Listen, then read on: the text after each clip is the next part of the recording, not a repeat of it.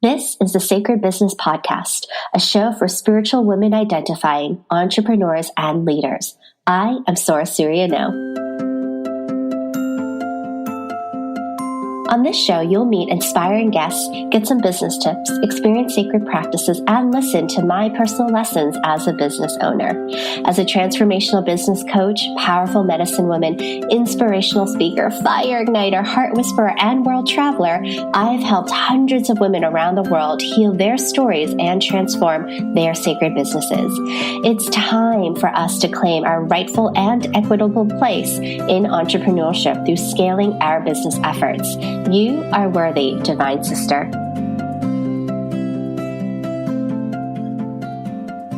Episode 21 with Emilie Gomez. Emilie loves crystals, oracle cards, and all things spiritual, and more importantly, she speaks your language. She's a coach and priestess devoted to being in service to women-identified coaches, healers, and spiritual entrepreneurs, and also happens to be a tech goddess. After 13 years in the corporate world as a process improvement specialist and IT analyst, and 8 years running her own coaching and healing business, she's now using her skills to support heart-centered women-identified entrepreneurs in creating businesses that flow seamlessly and grow with ease. Emilie is also a certified life coach, yoga teacher, Reiki practitioner, and crystal healer. She was born and raised in France and now lives in Sydney, Australia, which has been her home for almost 14 years. She's a mom to two rescue bunnies, Odin and Freya, and she is grateful for the opportunity to do something she loves. Oh, dear sisters, I highly recommend that you listen to this entire interview because we share so many great things to help you when it comes to setting up your business, learning the power of systemization, understanding what it means like to be organized, and how to embrace technology to be your friend so that your business can grow and thrive. Are you ready? Let's get to it. Hello there, Emilie. It's so good to have you with us today. Hey, Sarah. It's so good to be here. So, Emilie is a divine sister that I have known for a couple of years now, and we have shared different spaces together, and I've had the pleasure of meeting her in person, which especially in this day and age, there's often times where years go by where you don't meet the people that are in your community. Don't you feel like that? Yes, definitely. And so it's really lovely to be able to meet Emilie and go and retreat with her and all of this stuff. And now she's actually also part of the Sorcery No Sacred Business team. And so there's much we are going to cover.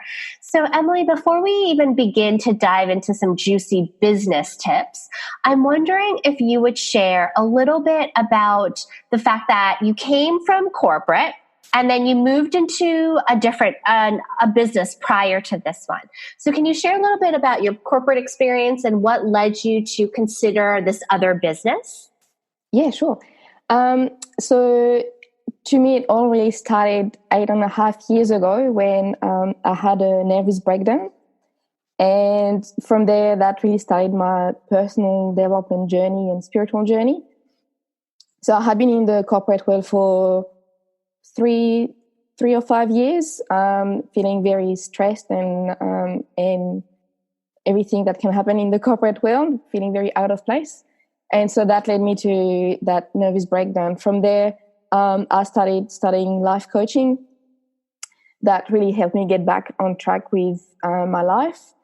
And so I started my first business as a life coach and NLP practitioner. But then somehow I felt that it was never enough, so I kept adding to it. So then I did my yoga teacher training, and I studied crystal healing and then Reiki. And with every new things I was adding to my list of things I could do, I would relaunch my business. So redo the website and the appointment scheduling system and redo everything to the point where only a few months ago, I decided to relaunch my business because I hadn't done anything for a couple of years, and I really wanted to get out of the corporate world, I guess, because I definitely felt out of place. And So I was sitting on my bed, redesigning my whole business and setting up a new system. And at the end of the day, I felt very good. And it's not because I was relaunching my business. It was more because of the time I had spent setting up things, and that's what I enjoy doing. And so I had that idea, it's like, what if I was in the wrong business?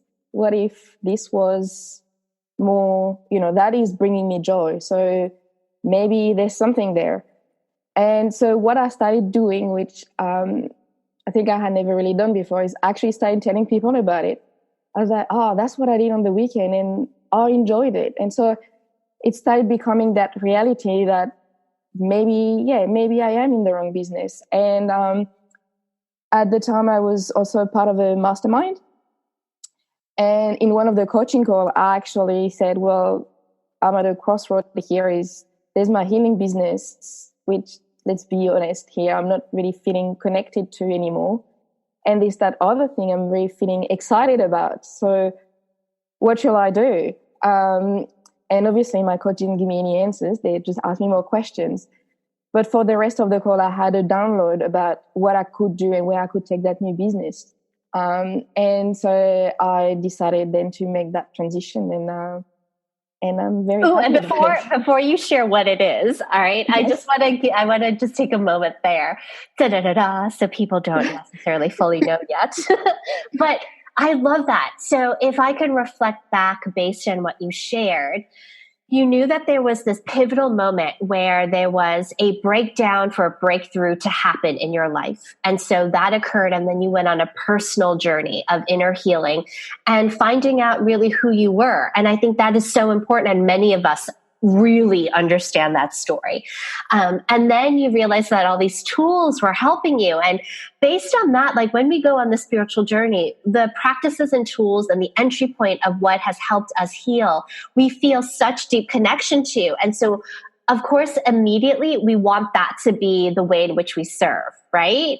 And so I get that, because that happened to me. What saved me, or what I thought, quote, saved me, but really what awakened me was yoga. And so I went for years heavily, deeply in the yogic practice. And then did teacher trainings, but I did several teacher trainings, like several. And I taught in schools, and it was going to be my mission that I was going to teach yoga for the rest of my life.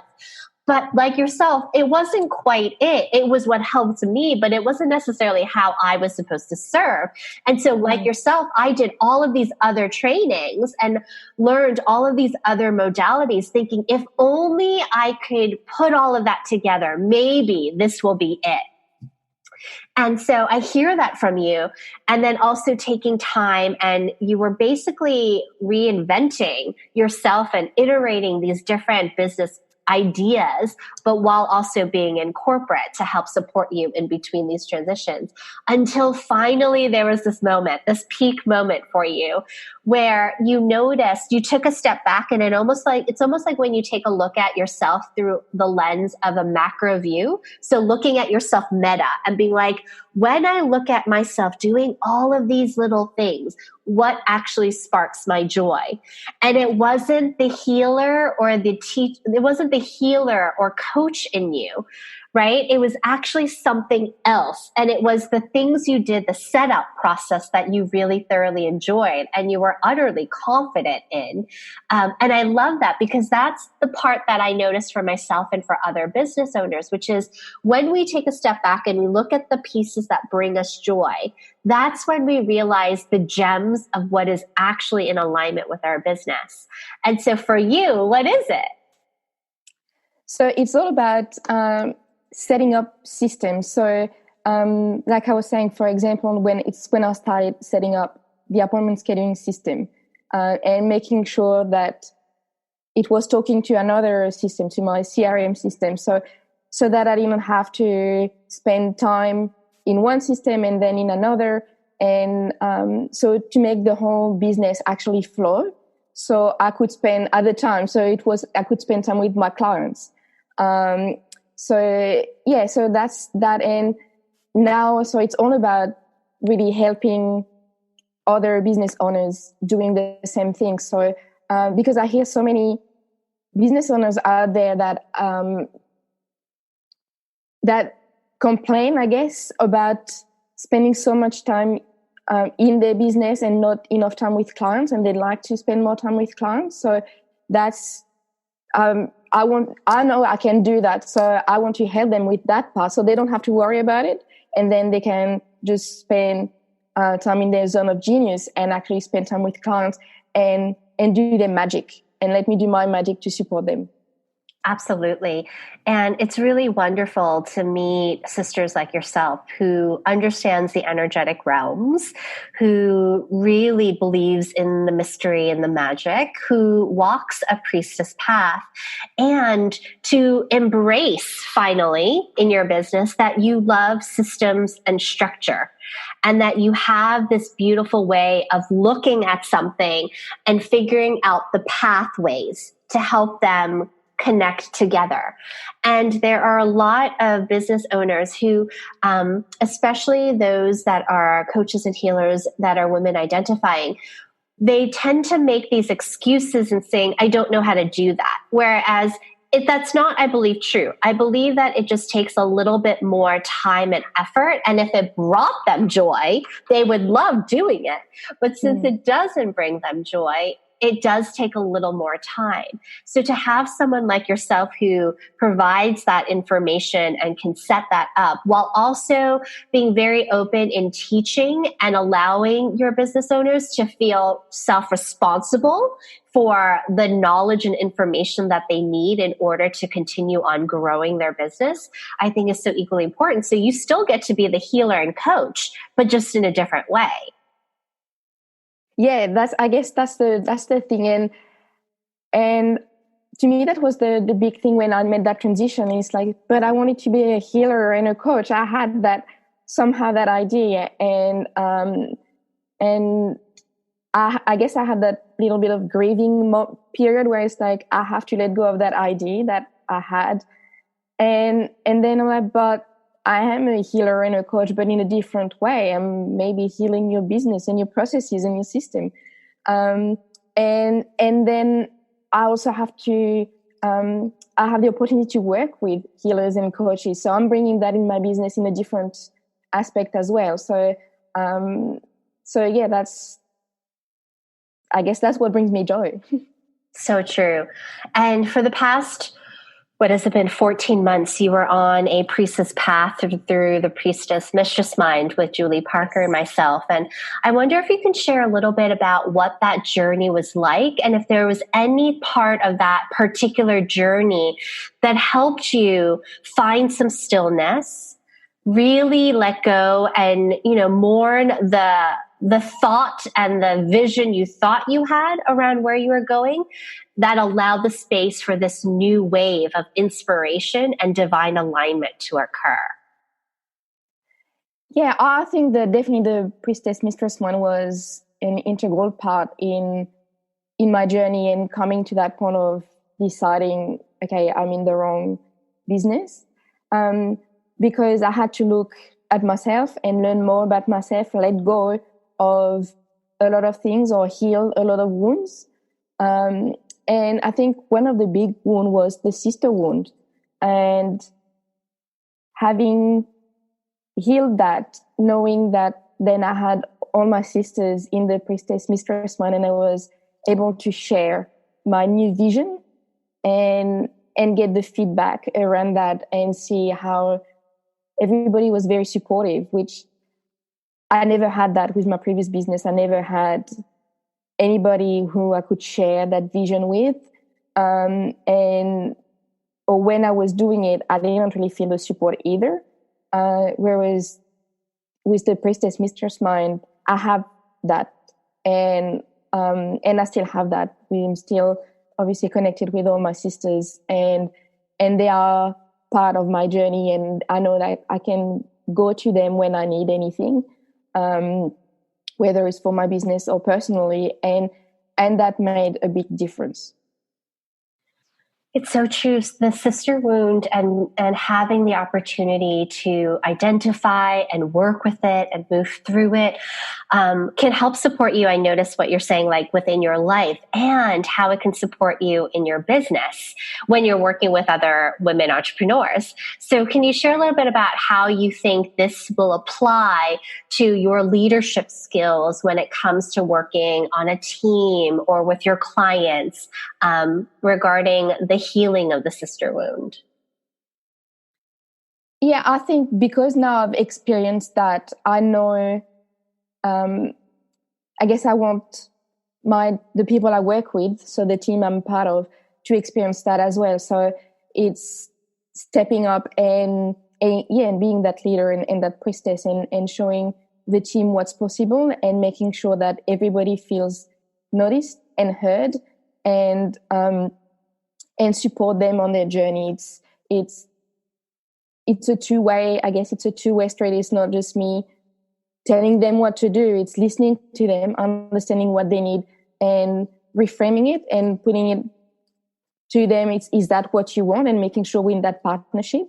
And I think that's what's important, is making sure that the team feels supported and that I'm not taking over the business. It's still their business. It's still their ideas. And I'm just here to support them and make them succeed. Absolutely. And in some capacities, it is about taking ownership, meaning rather than having the, quote, person who owns the business micromanage and be like, well, everything needs to come through me. It's really honoring the fact that each of you have your own set of gifts and brilliance. And so therefore, if Emilie was to tell me, Soar, I really think you should do X, Y, and Z, I'm most likely going to listen to her. So because you are a genius when it comes to systems and organizational tools. Thank you. But I think it's also allowing you to first say no and then, or just listen and maybe let you sit in that, being uncomfortable maybe with me bringing up ideas, and then you can think about it and a few days or few weeks or even a few months later say, you know what, I thought about it and I think now is the right time. So it's not me pushing my ideas. It's like, hey, I thought about that, for X, Y, and Z. What do you think? And let it sit with you and not force anything. Totally. And what I love about teamwork is that, you have several sets of brains and hearts. And so therefore, when you're trying to solve a problem, when you're doing it all alone, there's only a certain amount of options you can come up with. And innovation really happens when there's a whole slew of people and you think of all of these different ideas and they mesh and they beautifully turn into this one thing that no one could have thought of unless all of these hearts and brains came together. Yeah, that's so true. And that's definitely, I guess, what I felt being part of your team when, we have the team meetings and we all come together and we all come up with something new. And that is the power of team and sisterhood. Yeah, it is.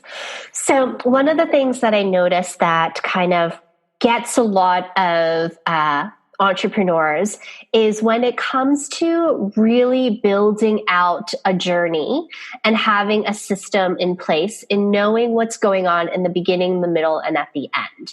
And so I'll give an example. So if someone was to say, I want to launch a course, right?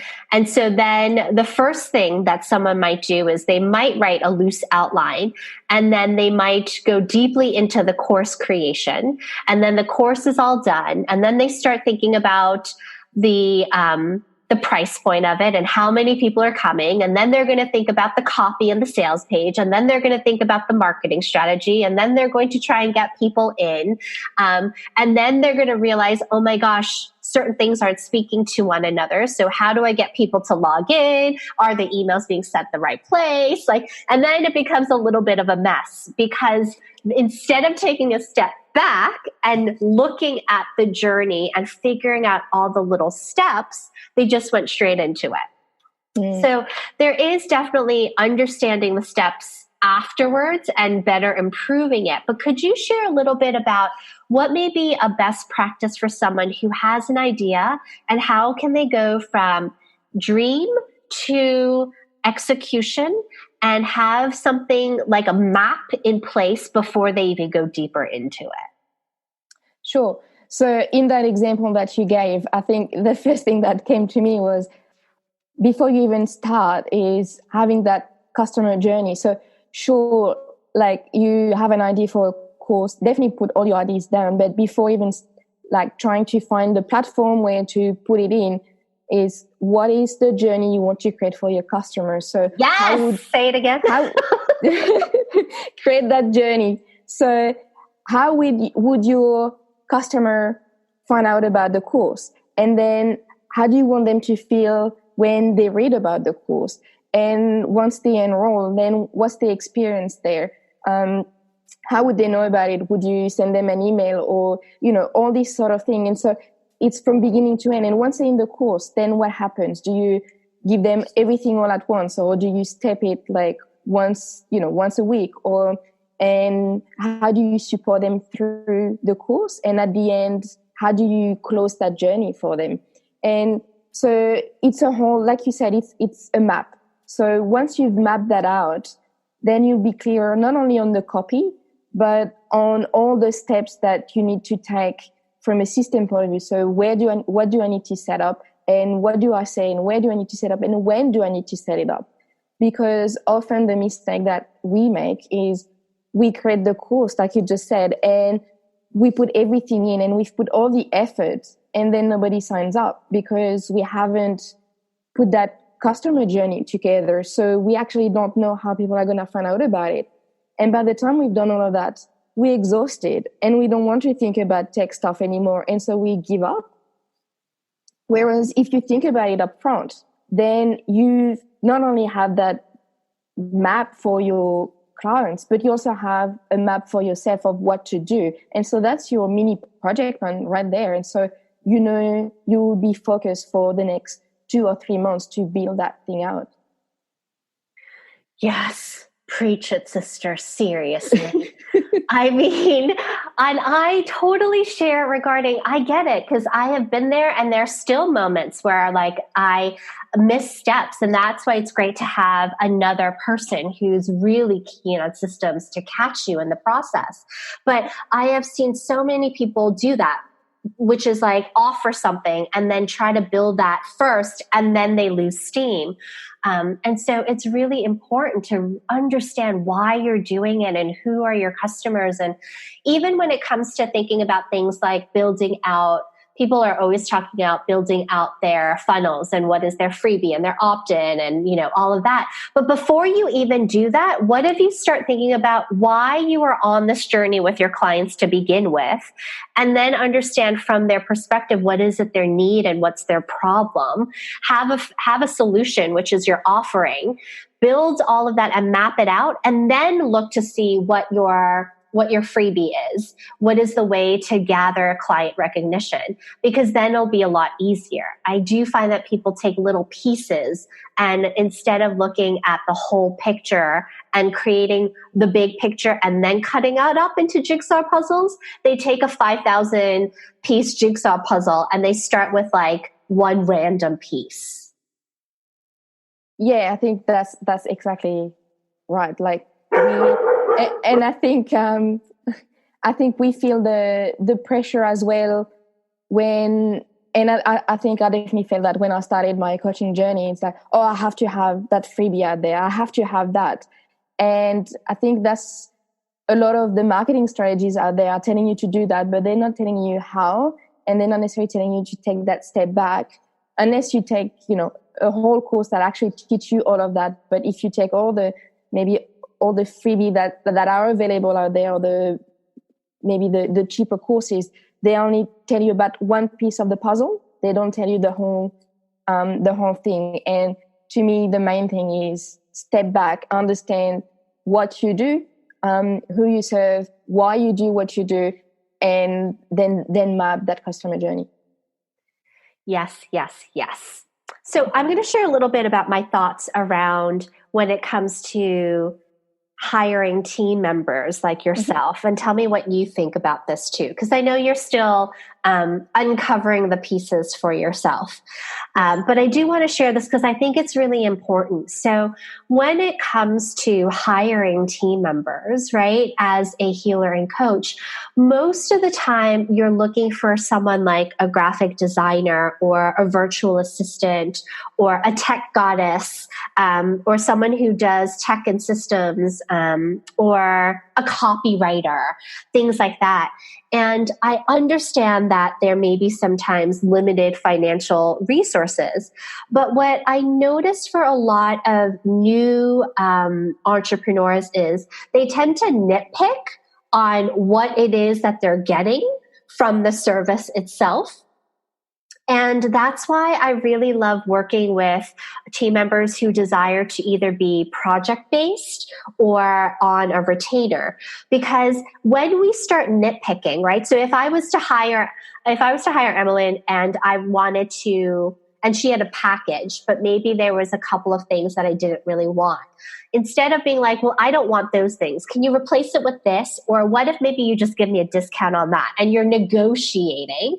You wouldn't necessarily negotiate. You wouldn't negotiate with a doctor, right? So I don't want to negotiate her with her value of information. I would rather pay Emilie a certain amount and be like, here's the project. You see what needs to happen in there. We could have the conversations around it, but then that's it. And it feels energetically cleaner because as a coach and a healer, one of the things that I desire for you to experience is not to have clients nitpick how they're working with you. So you should set yourself up so that you have a monthly amount, which is like your retainer, or a full price. And whatever is in between that, no one gets to negotiate how the healing occurs or how often you show up. It should feel like an organic thing. How does that feel for you, Emilie?